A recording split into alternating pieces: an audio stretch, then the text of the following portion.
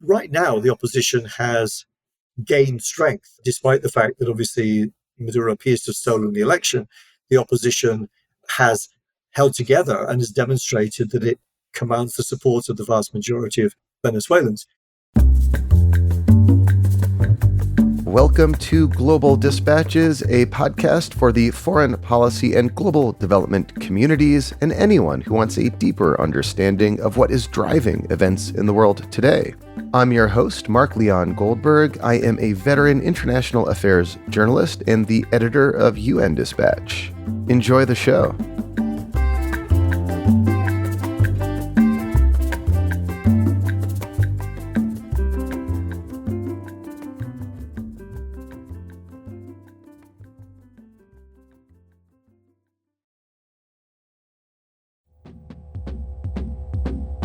The July 28th national elections in Venezuela were supposed to usher in a new era of democracy after 25 years of Chavismo rule.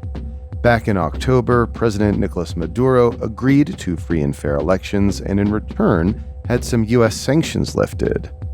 He quickly reneged on that deal, barred a popular opposition leader from running, and engaged in other various election-related shenanigans. Still, Venezuelans voted in massive numbers, rallying around a lesser-known opposition candidate named Edmundo Gonzalez. But hours after the polls closed, Nicolas Maduro claimed victory, a position backed up by his hand-picked national electoral body. Crucially, Venezuelan authorities have not released a full accounting of the election results, including a paper trail that Venezuela's voting systems use to verify results. This has led to widespread and credible accusations that Venezuela's election was stolen. Just about an hour or two after I finished this interview, Antony Blinken issued a statement saying, quote, "Given the overwhelming evidence, it is clear to the United States and most importantly to the Venezuelan people that Edmundo Gonzalez won the most votes in Venezuela's July 28 elections. We congratulate Edmundo Gonzalez on his successful campaign. Now it's time for the Venezuelan parties to begin discussions on a respectful, peaceful transition in accordance with the Venezuelan electoral law and the wishes of the Venezuelan people." In other words, the United States recognizes Gonzalez as the winner of the election, but Blinken did not say that the United States was formally recognizing Gonzalez as Venezuela's next president. On the line with me from Caracas is Phil Gunson, a senior analyst for the Crisis Group. We recorded our conversation on August 1st amid profound political uncertainty in Venezuela. He explains what happened in the lead-up and the immediate aftermath of the election and offers some insights into how the situation may evolve in the coming days and weeks ahead. And one just very happy update before we start. About a month ago, I interviewed Alsu Kurmasheva's husband, Pavel Butorin. Alsu Kurmasheva is a journalist with Radio Free Europe, Radio Liberty, who was wrongfully detained in Russia while visiting her ailing mother. Well, as of a couple hours ago, Alsu is on her way home, included in part of that major prisoner swap that also brought home the American journalist Evan Gershkovich and Paul Whelan. This is great news for Alsu and her family. You know, a month ago when I was speaking with her husband, Pavel Butorin, things looked really bleak, but it's amazing how quickly and sometimes how surprisingly things can turn out for the better. Now here is my conversation with Phil Gunson of the Crisis Group.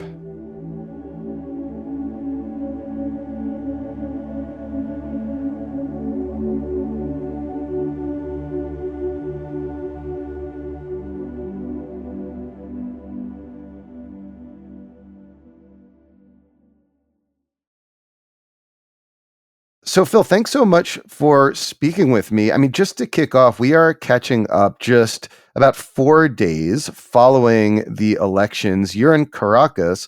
Just a really general question, like what's the mood on the street in Caracas today?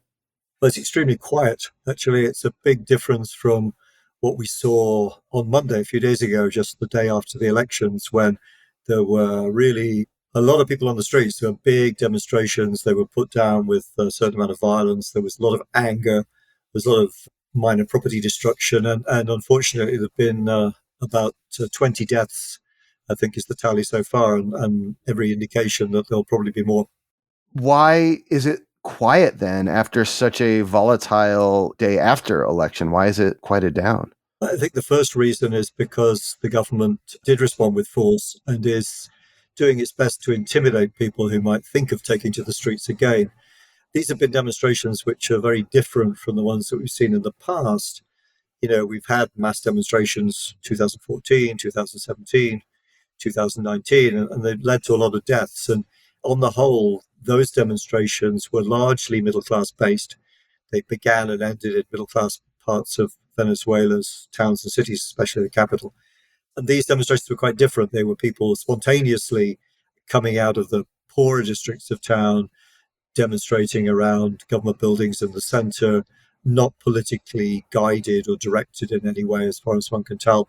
And that really is quite significant because one of the major elements, let's say, of government propaganda has always been to say, well, the opposition to us is based around the middle class, people who lost their privileges when we came to power, and the poor really love us. Well, what this election has shown is that the poor, at least very large numbers of the poor, no longer love the Chavista government. And in fact, many of them are prepared to take to the streets and risk, life and limb in order to protest what they see as a stolen election.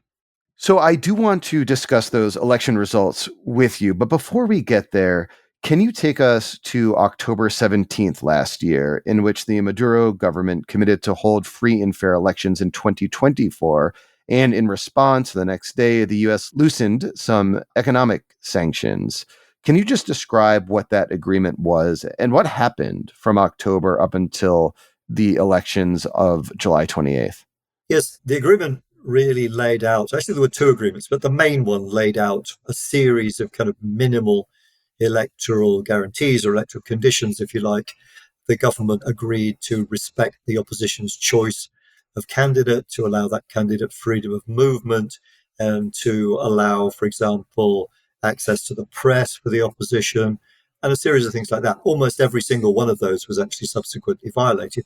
But that agreement was the culmination of a lengthy process, stop-go process, if you like, between government and opposition, facilitated by the government of Norway. But this particular agreement, which was signed in Barbados, was also the outcome of closed-door talks between Washington and Caracas, which largely took place in Qatar. And the sanctions relief that you mentioned was conditional on the government fulfilling the terms of that agreement on election conditions. Now, ultimately, the Biden administration decided that the Maduro government had not fulfilled those conditions. And in April, after the 6 months temporary relief ended, they decided not to renew that. And part of the Maduro government's violation of that agreement was barring Maria Corina Machado from running for president. She is or was a very popular opposition leader. What happened to her? And can you explain her relationship to Edmundo Gonzalez, who stepped in to the role of like the consolidated opposition leader after Machado was sidelined? Maria Corina Machado has been a lonely figure for most of her political career, somewhat on the sidelines of the mainstream opposition coalitions, a succession of coalitions that there have been during this period. She's always been very critical of what she called the false opposition parties, leaders who were prepared to do deals with Maduro, who were prepared to negotiate and reach agreements. But she was also very critical of the so-called interim government under Juan Guaido from 2019 onwards, which was a creature really of the hardline segment or wing of the opposition. But she felt that it should have been tougher, that they should have demanded international intervention. And so she has always kind of been on the outside. She has a party of her own, but it's not a party that's recognized legally. It's not registered to stand in the elections. And so when the main opposition coalition, which is known as the Unitary Platform, held its primary election back in October, they weren't really hoping or expecting that she would win. They wanted a party figure to be the candidate, but she swept the board. She won with something like 93% of the votes. And that's been a bit of an uncomfortable reality for them to accept because, as I say, she's been so critical of them in the past. And so that alliance is somewhat strained to a degree. But in the course of the campaign, I mean, Maria Corina obviously was banned. She was banned before the primary, and the government reiterated that ban afterwards, despite having said that they would respect the opposition's decision. They offered this rather illusory way out, which was that Maria Corina Machado should appeal to the Supreme Court to have her ban overturned. But of course, the Supreme Court is in the hands of the government. So that was a foregone conclusion. And she had been very insistent that she wouldn't stand down, that she was the candidate, and that was the end of the story. In the end, after lengthy negotiations between her and the parties, she did offer a substitute. That substitute was a lady called Corina Lloris, whom the government also barred from standing, although they did so by simply not opening up the system to allow her to register her candidacy. And in the end, it came down to Edmundo Gonzalez, who is not a figure from the hardline wing of the opposition, not a sympathizer of Maria Corina, an elderly retired diplomat who's never waged a political campaign in his life. But miraculously, and rather to the government's shock and amazement, the opposition came together around his candidacy. The government allowed that candidacy to go ahead, probably thinking that this unknown figure would not inherit the support from Maria Corina, that she wouldn't be able to transfer support to him. That was a bad bet. It turned out that she transferred pretty much every vote, and she campaigned with him around the country, demonstrating that the government's assumption that the opposition would split was also a false assumption. And here we are today. I mean, the government calculated that it would be able to win the election even without barring Edmundo, without barring the opposition coalition ticket on which his candidacy was registered, and that didn't pull off. Yeah, I mean, it seemed like they thought that they could easily defeat a older former diplomat without much of a political pedigree. But as you said, the opposition unified around him. And we had these polls, we had these votes on July 28th. Can you just describe the events of July 28th and 29th? Because as I take it, the government seemed to declare victory inappropriately, at least according to most credible international commentary that I've seen. Yes, the day itself went off pretty peacefully. We had thought there might be significant violence on election day. There was a little bit, but nothing terribly significant. Most voting took place peacefully. There were certainly delays. There were obstacles, particularly, in areas of the country and parts of the cities that are historically strongly pro-opposition. The real problem began when the polls were closing, because the nature of the Venezuelan electoral system is a little different from what you see in some other countries. This is an electronic system, but it also creates a paper trail. So the important thing to bear in mind is that before the machines transmit the results at the end of the day to the central computer of the electoral authority, they produce what's known as an acta, which is a printed vote tally, which includes a QR code, and it's signed by all the people, the election workers and witnesses and so on, which provides a way of corroborating the result that the electronic system produces, just in case the system produces an inaccurate result, in case the system is hacked. It's supposed to be hack-proof, or, of course, in the case that the election authority decides to pull a result out of a hat and announce something that didn't actually happen. Now, the key thing is that the opposition had witnesses in most polling stations, but at the end of the day, the electoral authorities, polling station coordinators, together on some occasions with the military, who have a role in guarding the polling stations, they tried in a lot of cases to prevent the opposition witnesses getting hold of those printed actas, those printed tally sheets. And following the closing of the polls, there then, a lengthy period of several hours in which both sides were indicating that they had won, but the election authority said nothing until after midnight, when they finally took their seats in the press tent and announced that Maduro had won by 51%. The opposition immediately said, it's quite the reverse. In fact, Edmundo Gonzalez won by around 70% of the vote. And obviously, that created this impasse that we're still in the middle of, the opposition demanding that the government provide details to back up its claim of that win by Maduro. Yeah, I mean, as far as I can tell, where we stand now is that the government is refusing to release the paper trail that would corroborate the results of the election, which is leading many people to believe that this election was stolen. Yeah, that's right. I mean, essentially, all they've done is produce an overall figure, and they haven't even produced the final result. The first bulletin that was read out just after midnight, the early hours of the morning on the 29th of January, that was based supposedly on 80% of the ballots being counted, but the remainder have never been announced. There was supposed to be a press conference today to announce, the final results supposedly, but that hasn't happened.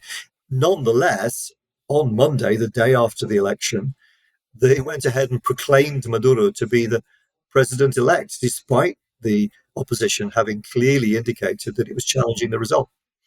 So the election, I mean, appears to be fraudulent. The Carter Center had some observers there, not many, but, issued a statement saying that these were not democratic elections. These were not free and fair. What would resolve the questions about the propriety of the election are these paper trail documents that are not being shared. So what has been the reaction by the opposition thus far in the days since the election? The opposition went ahead and tried to gather together as many of these physical actors, these pieces of paper, these vote tallies, as it possibly could. And remarkably, it now claims to have, I think the latest figure is something like nearly 90% of those tallies. And in an extraordinary feat, really, they managed to process those tallies. They managed to scan them and load them via some software that they created beforehand onto a website which allows, in theory at least, ordinary folks to log on and find out what happened at their own polling stations. Of course, a lot of the people who are logging on are people who were election workers, who were witnesses, and who've seen the tallies and want to check that what's on the website is what they saw. The government immediately moved to block that website, although it does seem still to be available if you use a VPN.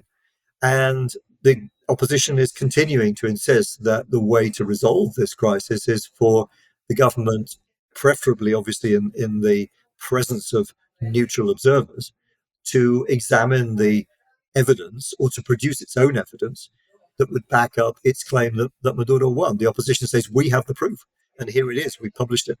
So this all seems to be leading to an impasse. What role have key international players played thus far in perhaps compelling or insisting that the Maduro government releases this verified paper trail and participates in a legitimate audit of the vote count? Now, I think the international community can be described as divided into three camps. There are those who immediately recognize Maduro's triumph, as you might expect: Russia, China, Iran, Nicaragua, Cuba, Bolivia, and so on. To be expected. To be expected, absolutely. But on the other hand, you have countries whose governments are both on the right and the left of the political spectrum, governments particularly in the region, in Latin America, who said, this is not credible. We cannot recognize this result until and unless you produce the vote tallies, the physical evidence that this is correct. The reaction of the government to that was to expel a whole bunch of diplomats. They've closed down the embassies of half a dozen Latin American countries. They've even cut flight connections between Venezuela and Panama, Venezuela, Dominican Republic, Venezuela, Peru. And then there's a third group. There's a group of countries which have tried to say, we'd like to believe you, but clearly it's necessary to produce evidence. It may seem like a subtle distinction, but what they're trying to do is to say, we are prepared to recognize Maduro as the president-elect, but we're still waiting. We're still waiting for you to conclude this process. And that importantly includes Colombia and Brazil, two large neighboring countries, both of them led by left-wing presidents, both of whom are able to pick up the phone and talk to Maduro, and who are pressing for some kind of resolution. It's looking increasingly unlikely that there can be any resolution that would involve Maduro actually saying, you know what, you're right. I lost. I'm sorry about that, but I'm prepared to admit that we tried to carry out a fraudulent operation, but it didn't work. I'm prepared to concede. That really obviously is not going to happen. So the question now is there a middle path? Is there a way that these two sides can somehow reach a negotiated solution to this crisis? And if there is to be a middle path, as you say, that's found, I mean, chances are that Lula in Brazil and Petro in Colombia will be the ones who might shepherd that middle path for the reasons you cited. These are left-wing presidents with, connections to Maduro, but these are also people who want to see a more stable outcome in Venezuela. That's right. In fact, more or less as we speak, those two governments, together with the government of Mexico, are supposed to be consulting one another as to where to go from here. They don't have exactly identical policies towards Venezuela, but they all would much prefer to see a peaceful outcome, not least, of course, because there's a danger that if this does end up with violence, if Venezuela remains mired in this humanitarian crisis that has been going on for nearly a decade now, that we will see a further outflow of migrants. And that's not something that the region, in particular, and of course, the US as well, that they want to see happen. So we're speaking Thursday, August 1st. This is obviously a very fast moving situation. In the coming days or weeks, how will you know where this situation is headed? Are there any key indicators? I suppose a key thing would be to see what sort of joint agreement, joint statement is made by Mexico, Colombia, and Brazil. That seems to be something to look out for. Is there anything else? Yes, I mean, on the ground here, if we start to see signs that the government is at least adopting a less belligerent attitude towards those who've questioned the result, and I'm not just referring to putting down demonstrations with violence, but threats of arrest for Maria Corina Machado and Edmundo Gonzalez, among others, picking up opposition leaders off the street, and not only opposition leaders, but even polling station witnesses to try to presumably pressure them to say that this is all a plot, because the government's argument is that the explanation for what's gone on here is not that Maduro tried to rig the election, but that this was all planned and calculated beforehand by the opposition and its foreign allies, who were always planning to shout fraud, and that this is part of an ongoing right-wing conspiracy against the government. If the tone of the Maduro government becomes less belligerent, if they stop arresting people, stop threatening people with prosecution for challenging the result, and that might be an indication that something is being negotiated behind the scenes. At the moment, of course, it's very difficult to see exactly what shape that might take, but I think we can pretty much guarantee that it's not going to be an agreement for Maduro to hand over power and agree that Edmundo Gonzalez should be sworn in January, which is when the next presidential term begins. It's going to have to be something which involves the opposition swallowing hard and accepting some conditions that it really would much rather not accept. Is there anything else you wanted to mention, like a question I didn't ask, a point you wanted to make that is illustrative of the situation we're in now? I think I'd just say that the opposition has a history of not negotiating when it feels that it's in a position of strength. The most obvious example of that is when they won a massive supermajority in Parliament back in 2015 and immediately set about looking for ways in which they might depose Maduro by legal means. Or in 2019, when they had set up this supposed interim government, they had sanctions imposed, they had 50 odd countries supporting them, and really whilst they did accept negotiations, I think they felt that they were negotiating, that they basically won, that Maduro would step down within a few months, and that there was no way he could resist this maximum pressure campaign. The negotiations really came after the initial 3-month period, when the popularity of the interim government was starting to wane. They were becoming aware that their initial optimism was misplaced. And of course, the government had started to turn the tables. And right now, the opposition has gained strength, despite the fact that obviously Maduro appears to have stolen the election. The opposition has held together and has demonstrated that it commands the support of the vast majority of Venezuelans. But if they fail to seize this moment in order to negotiate with Maduro from a position of strength, they will see, I think, as has happened before, their position start to become weaker, Maduro start to consolidate himself once again in power, and the moment will have passed. It's difficult to see at the moment how they can back down from their position that we won and that's the end of the story. You just have to acknowledge it. I think that's what they have to do. They have to become creative and suggest some form of compromise that would allow Maduro to save face and for some kind of gradual transition with full guarantees for the outgoing government to begin. And a transition, as we always say in Crisis Group, is not an event, it's a process.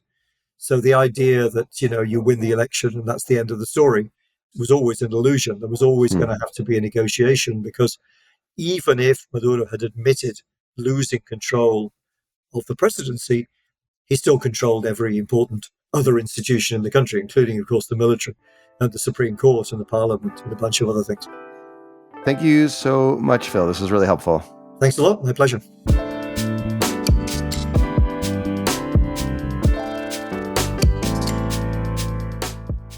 Thanks for listening to Global Dispatches. The show is produced by me, Mark Leon Goldberg. It is edited and mixed by Levi Sharp. If you are listening on Apple Podcasts, make sure to follow the show and enable automatic downloads to get new episodes as soon as they're released. On Spotify, tap the bell icon to get a notification when we publish new episodes. And of course, please visit globaldispatches.org to get on our free mailing list, get in touch with me, and access our full archive. Thank you.